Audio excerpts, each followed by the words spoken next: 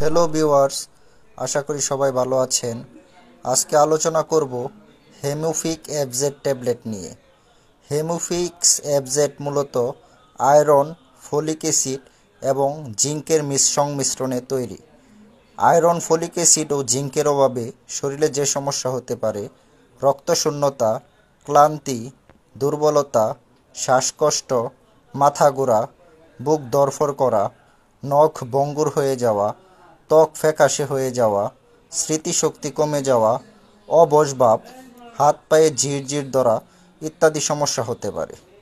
এটি সেবন করলে আয়রনের ঘাটতি পূরণ করবে এবং লোহিত রক্তকণিকা তৈরিতে সাহায্য করবে। আয়রনের অভাবজনিত রক্তশূন্যতা প্রতিরোধ করবে। তাছাড়া এটি গর্ভ অবস্থায় প্রয়োজনীয় আয়রনের চাহিদা পূরণ করে মা ও শিশুর জন্য গুরুত্বপূর্ণ ভূমিকা পালন করে। তাছাড়া গর্ভবতী মহিলাদের জন্যও এটি উপকারী, কারণ এটি ভ্রূণের বিকাশে সহায়তা করে।